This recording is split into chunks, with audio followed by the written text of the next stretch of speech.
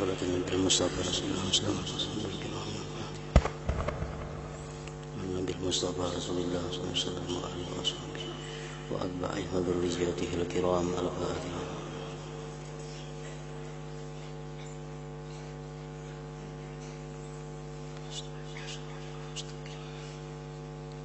صراط الذين أنعمت عليهم.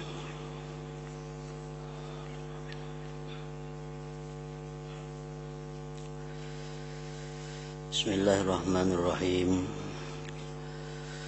Alhamdulillahi Rabbil Alamin. Wassalatu wassalam ala sayyidil anbiya wal mursalin Sayyidina maulana Muhammadin wa ala alihi wa ashabihi ajma'in. Qala al-musannif rahimahullah wa nafa'ana bi ulumihi fid dharaini amin. Dan hendaklah kedudukanmu di dalam keadaan yang tenang.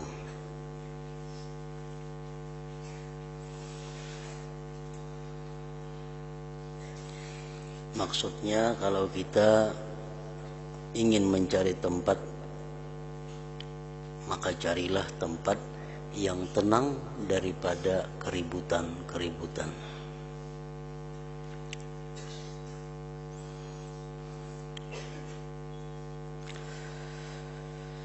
Dan hendaklah kedudukanmu di dalam keadaan yang tenang dari berbagai macam keributan-keributan. Percakapanmu, tutur katamu teratur dan tersusun. Artinya sebelum kita mengucap sesuatu, sebelum kita menuturkan sesuatu, hendaknya kita terlebih dahulu berpikir apa yang akan diucapkan. Dan dengarkan baik-baik perkataan orang yang bercakap-cakap denganmu.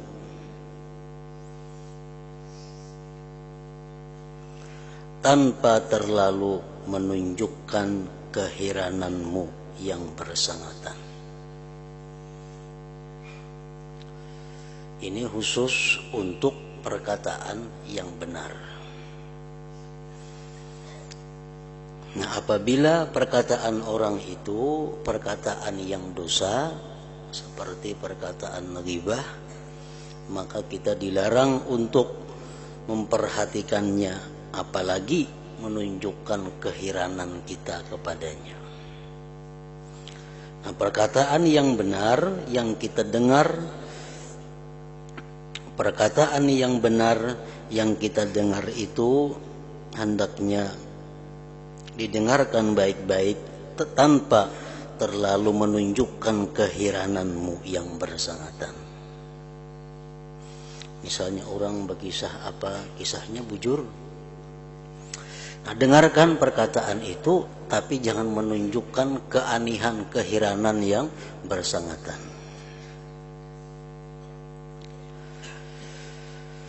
Dan jangan engkau suka meminta, dan jangan engkau suka meminta ulang percakapan orang yang bercakap denganmu.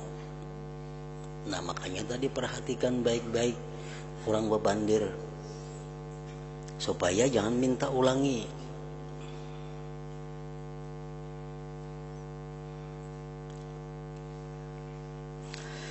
Dan berdiamlah daripada bercerita tentang kebanggaanmu terhadap kejayaan anakmu.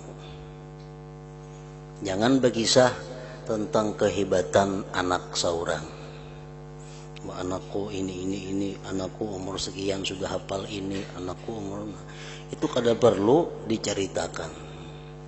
Karena orang yang memuji anak itu secara tidak langsung berarti dia memuji dirinya sendiri. Memuji diri sendiri adalah sesuatu perbuatan yang tercela.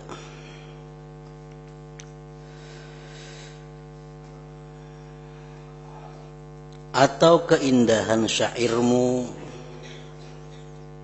atau kehebatan karanganmu dan segala urusan pribadimu.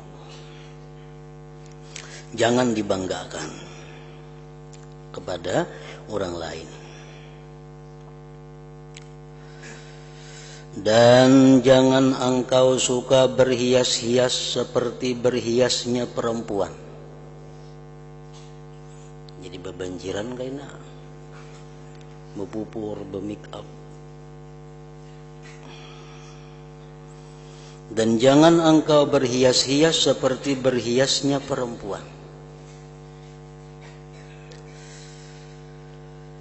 Dan jangan pula engkau berselikih seperti likihnya pakaian seorang hamba. Artinya janganlah engkau serba usang. Janganlah engkau berpakaian yang serba lusuh sebagaimana pakaiannya seorang budak. Jangan juga.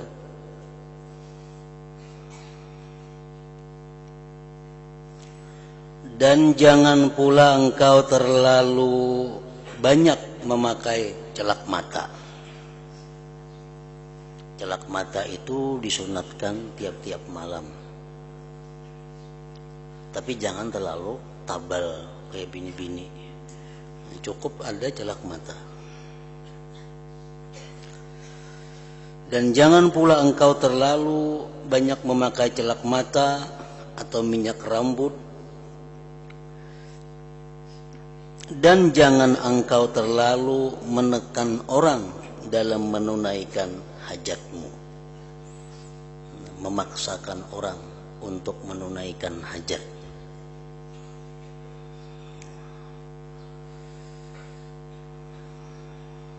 Mendesak orang supaya orang menunaikan hajat kita. Makanya dimakruhkan kita meminta sesuatu kepada orang dengan sumpah.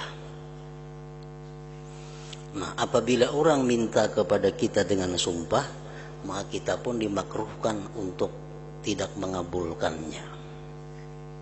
Umpamanya jar orang, demi Allah nah, aku mohon kepada engkau supaya engkau membantu aku ini. Nah, itu makruh. Bila orang sedemikian, kita ini mau kada mau menolonginya. Kalau kita kada menolong, kita makruh. Nah, jangan sampai macam itu, karena meminta dengan sumpah itu sesuatu yang tidak baik. Sifatnya menekan kepada orang.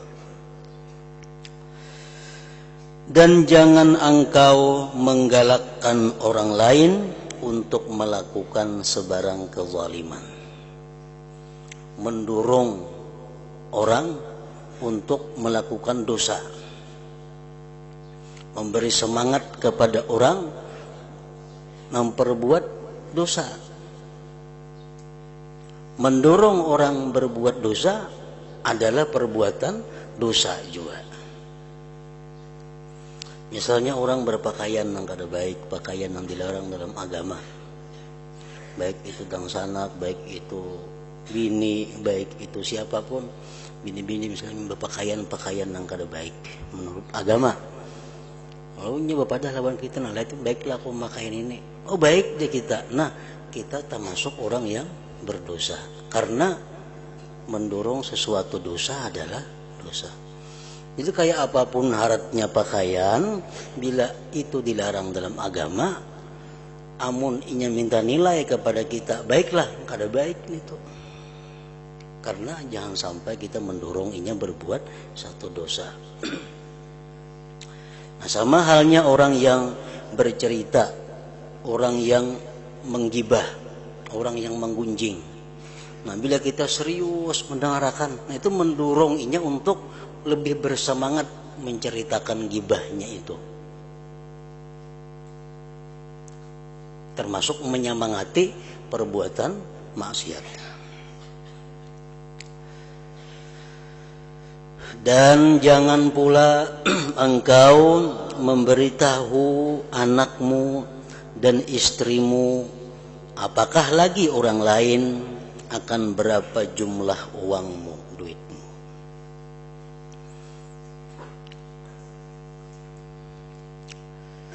laki-laki nang berusaha sendiri, nang berusaha kadalawan bini, artinya berusaha seorang. Nah, alangkah baiknya jangan memberitahu istrimu, anakmu, apalagi orang lain tentang berapa berisi duit yang ada.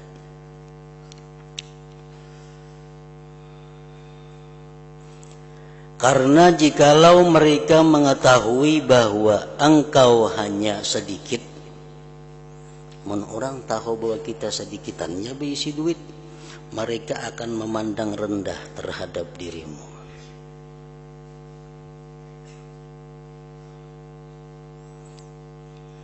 Aku berisi duit 10 ribuannya lagi habis. Dupang ada berisi duit lagi 10 ribu, berkisah-kisah lawan orang. Nah, orang menganggap rendah lawan inya.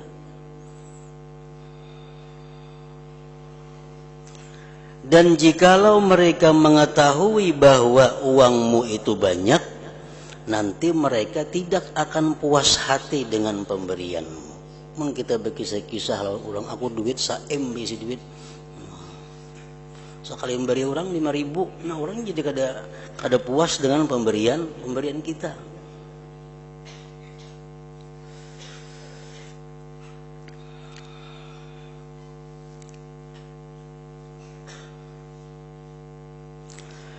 Dan renggangkan dirimu daripada mereka. Dan renggangkan dirimu daripada mereka.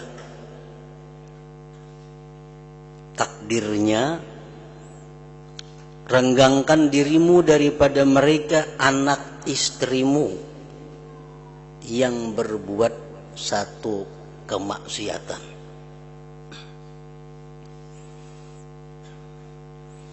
Dan renggangkan dirimu daripada mereka anak istrimu yang berbuat satu kesalahan.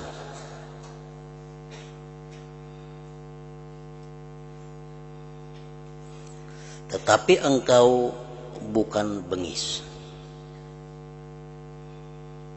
Kalau kita melihat anak istri yang sudah dinasihati tapi tetap melakukan satu kemaksiatan, maka janganlah akrab dengan mereka itu. Dan lemah lembut terhadap mereka apabila mereka dalam kebaikan takdirnya. Dan lemah lembut terhadap mereka, tetapi engkau sebenarnya bukan lemah.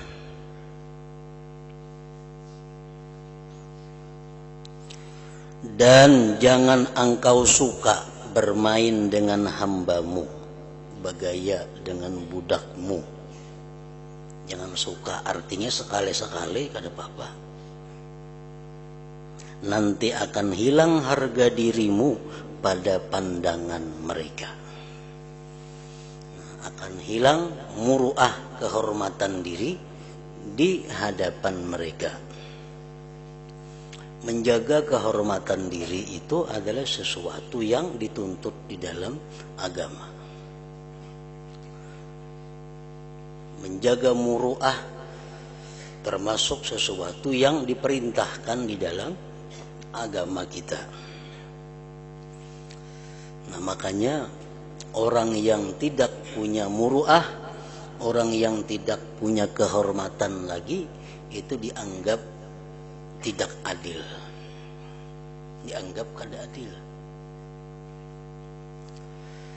Orang kada punya kehormatan diri, itu dianggap kada adil lagi, sehingga makruh untuk menjadi imam sembahyang, kada boleh menjadi saksi pernikahan, karena dia kada menjaga kehormatan dirinya. Umpamanya seseorang yang penuntut ilmu agama, seseorang yang menuntut ilmu agama, apabila dia berjalan-jalan tidak memakai kupiah, Nah ini kada bisa menjaga kehormatan diri. Orang itu kada muruah ngarannya. Kada muruah, kada kawa disebut adil. Orang nang kada jadi ulama, orang nang kada jadi tuan guru, tapi inya pakaian kayak pakaian tuan guru, ini orang kada bisa menjaga kehormatan diri. Kada adil juga jadinya. Misalnya di kampung kita, di negeri kita itu sudah kebiasaan kalau tuan guru itu bebulang, tuan guru itu bagamis, bejubah, besurban, itu sudah khas untuk orang-orang yang disebut ulama. Ada nang kada ulama, bebulang juga, bejubah juga ke situ kamari. Amun sembahyang tuh bebulang tuh dituntut, baik ulama atau kada ulama disunatakan bebulang kalau sembahyang. Tapi kalau di luar sembahyang, misalnya menghadiri apa, itu nang bebulang itu di kampung kita ini, di negeri kita ini adalah orang-orang yang ulama. Kalau ada orang nang kada ulama memakai pakaian khas ulama, itu ngarannya kada bisa menjaga kehormatan dirinya, kada muruah. Nah sebaliknya kayak itu juga ulama. Apabila ulama ini berpakaian pakaian yang bukan ulama, sehingga menghilangkan identitas dirinya, maka si ulama itu kada bisa menjaga kehormatan dirinya. Macam di negeri Arab itu ada surban. Surban ini biasa dipakai oleh ulama. Surban ini biasa dipakai oleh supir. Nah, seorang supir kada boleh memakai surbannya ulama. Seorang ulama pun kada boleh memakai surbannya yang khusus untuk supir, karena itu menghilangkan muruah kehormatan dirinya.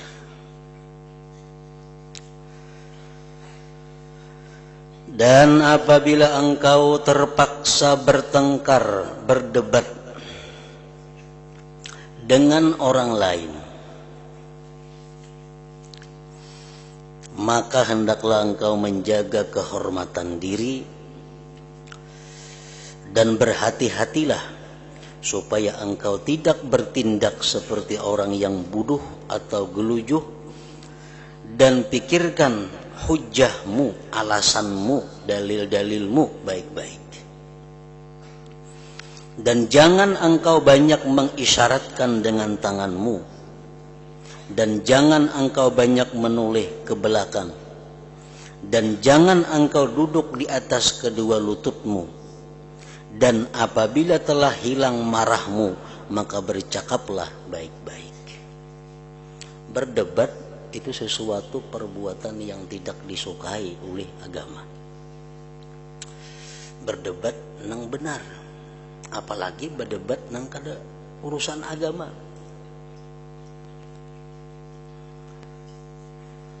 Berdebat urusan agama itu kalau kawa dihindari. Kalaunya kada kawa dihindari juga, ada aturan-aturan berdebat. Nah kalau berdebat urusan-urusan duniawi itu dicela.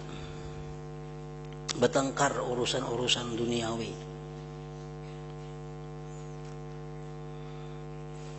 Umpamanya jar kawan kita mulai sini ke Banjarmasin itu 150 kilo jauhnya. Salahnya kita 160 nang bujur. Enggak, saya pun enggak ada 150 aja. Natakannya 150 ada apa juga. Kalau saya didebat masalah-masalah nang bukan ada sangkut pautnya dengan agama. Ada semalam pajah lampu hari apa? Ada kawan kita hari Selasa. Ada Rabu saku. Selasa yang ayo hari apakah? Nah, dituruti aja nih tuh. Kada usah berdebat urusan nang kadada sangkut pautnya dengan agama.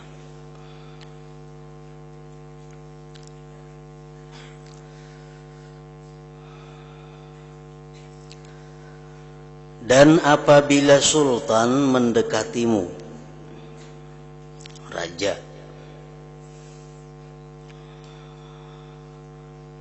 kepala kampung, kepala negeri, kepala kabupaten, mendekatimu, maka anggaplah dirimu seakan-akan berada di atas mata pedang yang sangat tajam. Artinya hati-hati.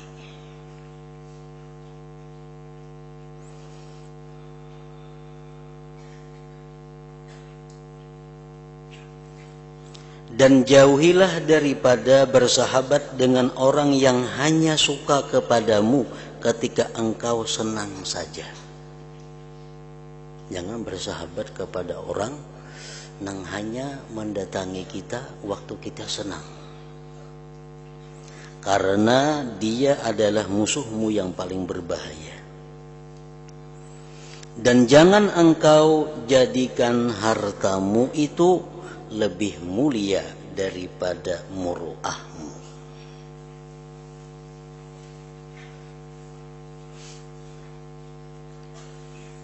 Jangan kau jadikan hartamu itu lebih mulia daripada muruahmu.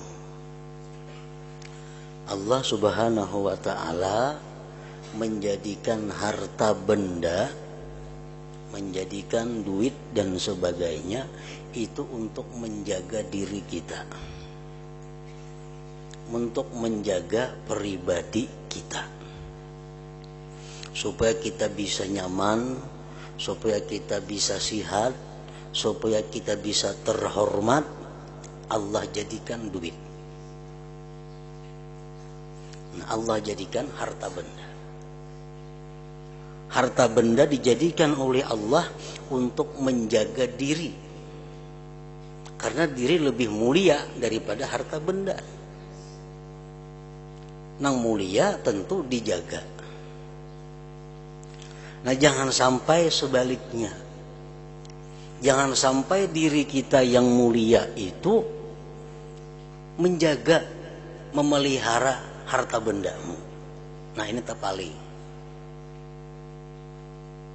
Dan ini bisa merusak muruah seseorang, yang mengakibatkan seseorang itu kadakala lagi dipadahkan adil.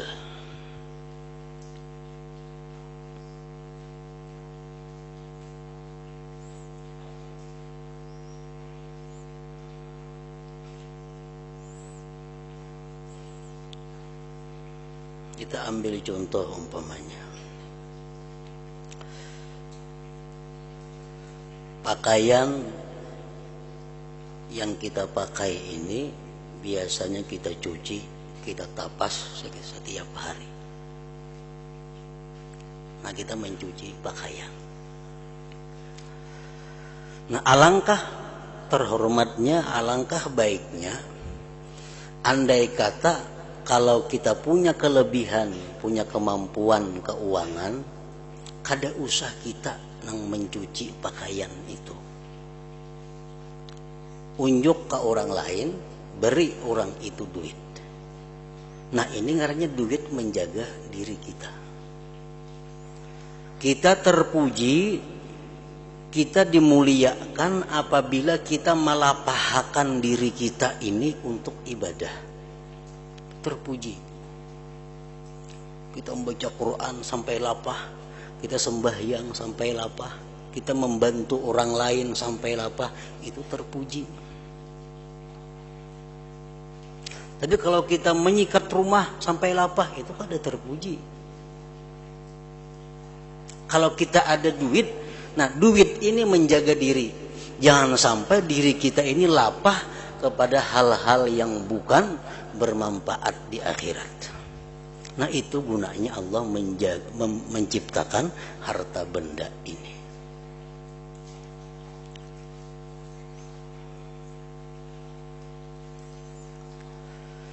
Umpamanya kita beli sepeda motor. Sepeda motor dipakai rigat. Duit banyak diisi. 30 juta untuk bisa duit. Sepeda motor rigat. Nah, kalau kita membasuh saurang sepeda motor itu, kita ngarannya mengorbankan diri kita untuk harta benda. Mengorbankan diri kita untuk harta benda. Banyak lagi tukang basuh sepeda motor tuh banyak di mana-mana ada. Basuhakan sepeda motor lawan orang unjuki duit. Amunnya balasan sambil olahraga aja. Sambayang aja olahraganya baik pada itu. Nah, 10 rakaat ke 20 rakaat ke abdal pada basuh sepeda motor tuh olahraganya. Nah, ini yang kadang-kadang kita keliru, kadang-kadang salah. Dikira baik padahal kada baik. Merusak kehormatan diri itu mengulah cacat diri.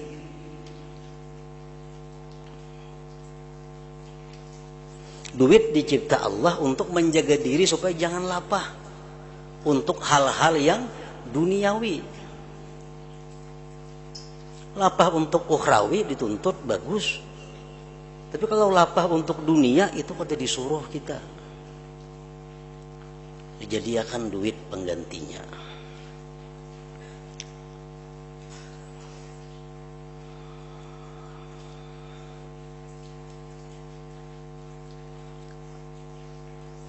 Dan jangan engkau jadikan hartamu itu lebih mulia daripada muruahmu, kehormatan. Penutup. Apa yang telah aku sebutkan ini sudah cukup bagimu, wahai anak muda, orang yang baru belajar ilmu tasawuf. Ia sudah cukup untuk engkau jadikan sebagai panduan dalam perjalananmu menuju hidayah. Maka cobalah engkau amalkan akan dia. Dan kitab ini terbagi kepada 3 bahagian. Bahagian pertama adab-adab melaksanakan ketaatan. Bagian kedua cara-cara meninggalkan maksiat. Bahagian ketiga adab-adab pergaulan dan persahabatan. Maka kitab ini dengan serba ringkasnya telah mengandungi semua adab-adab seorang hamba, baik dengan Allah ataupun dengan makhluknya.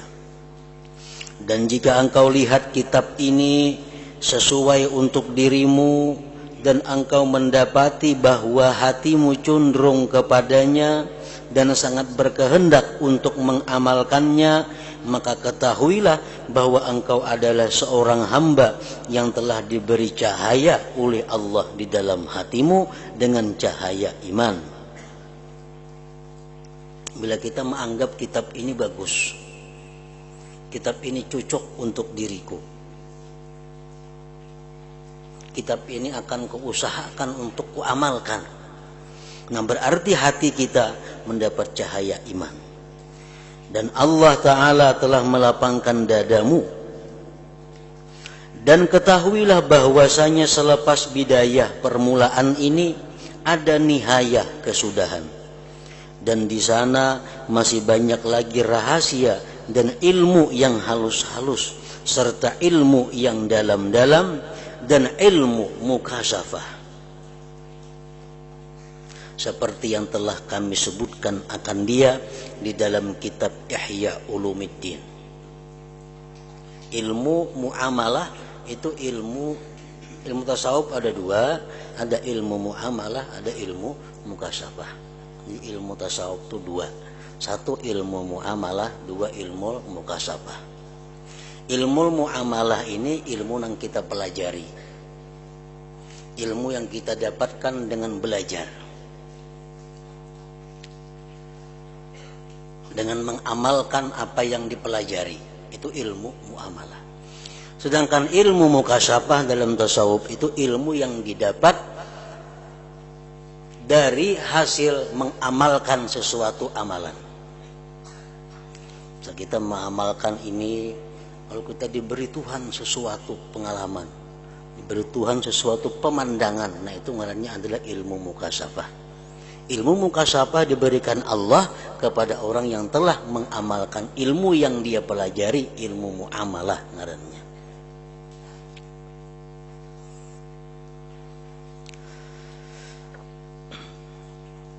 Tetapi seandainya engkau mendapati dirimu merasa berat melaksanakan segala amalan yang disebutkan di dalam kitab ini, wah sulit pana kitab ini mengamalkannya, dan engkau tidak mau mencari ilmu yang dapat membersihkan jiwamu dan engkau berkata di dalam hatimu, apakah faedahnya aku belajar ilmu ini, ilmu tasawuf, terutama bila aku hendak duduk bersama dengan para ulama?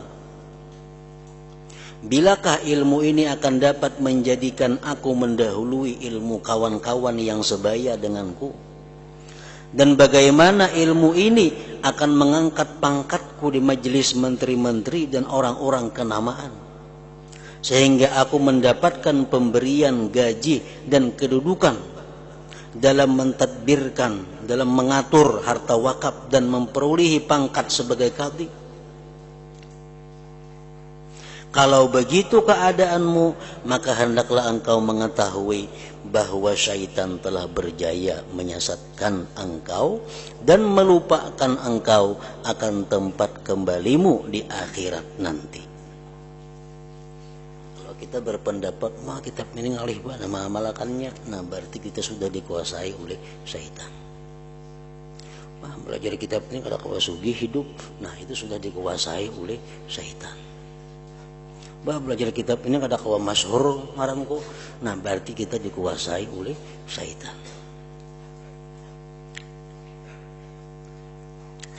Maka carilah olehmu syaitan, cari syaitan yang seumpama denganmu, yang dapat mengajarkan apa-apa yang engkau sangkakan bahwa ia dapat memberi manfaat akan dikau di negeri dunia ini, dan dapat menyampaikan akan dikau kepada apa-apa yang engkau cita-citakan. Dan ketahuilah bahwa kedudukanmu sebenarnya tidak akan tenang di kawasanmu sendiri, apakah lagi di daerah atau di negerimu. Cari haburu syaitan mengharap-harap, belajar ilmu lawan syaitan. Tetap andai kata dengan ilmu yang kita pelajari dengan syaitan itu membawa kita kepada kemuliaan, membawa kepada kejayaan, tetap kita kada akan bisa tenang, kada akan bisa bahagia di kawasan kita sendiri, apalagi di tempat yang lebih luas. Karena apa? Karena dunia ini diciptakan Allah memang jauh daripada ketenangan. Yang bisa tenang hidup di dalam dunia ini, yang bisa bahagia hidup dalam dunia ini adalah orang-orang yang ma'rifat kepada Allah Subhanahu wa ta'ala. Selain itu, semuaan dalam dunia ini banyak susahnya daripada payahnya.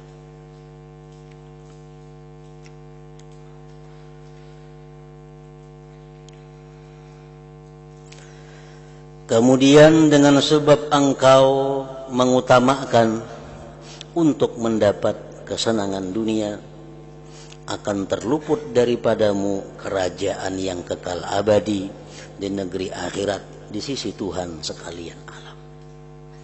Orang yang bercita-cita ingin mendapatkan kesenangan di dunia, kada akan dia dapati.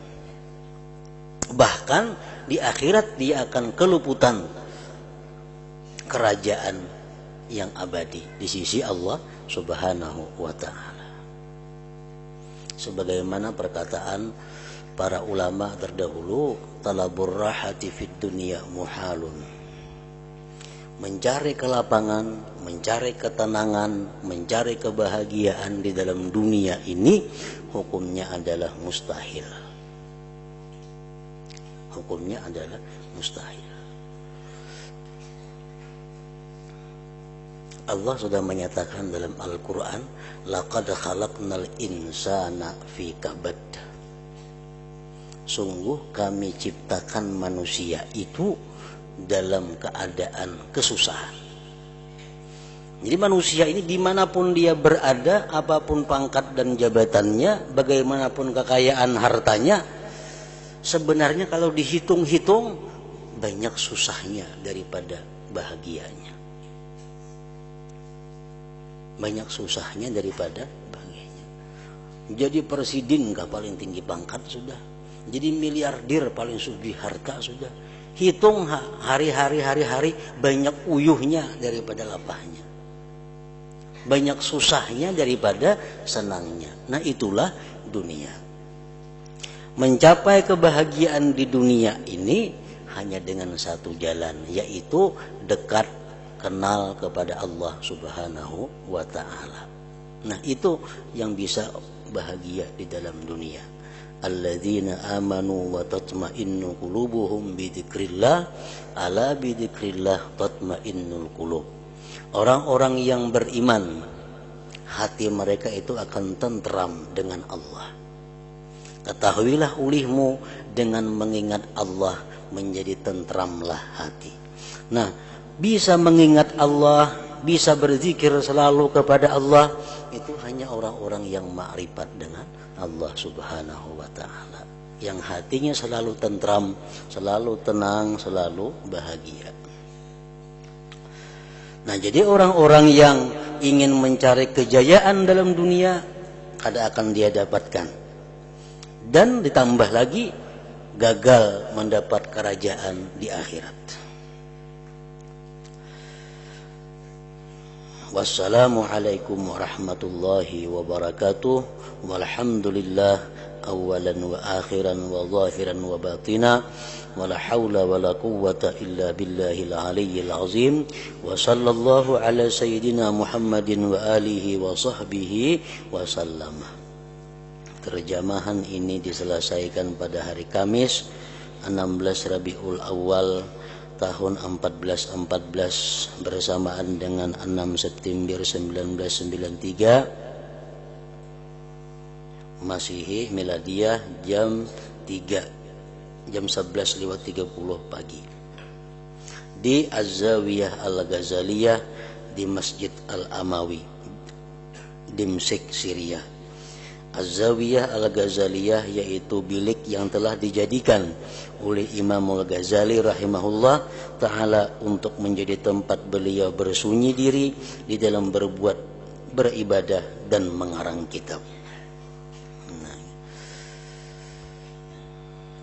ini selanjutnya kita sambung insyaallah kitab yang lain lagi sesudah Idul Fitri.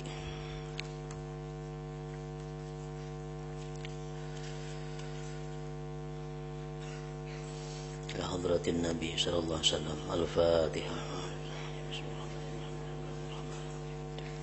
إياك نعبد وإياك نستعين اهدنا الصراط المستقيم. بسم الله الرحمن الرحيم. الحمد لله رب العالمين. اللهم صل وسلم وبارك على سيدنا محمد وآله وصحبه أجمعين.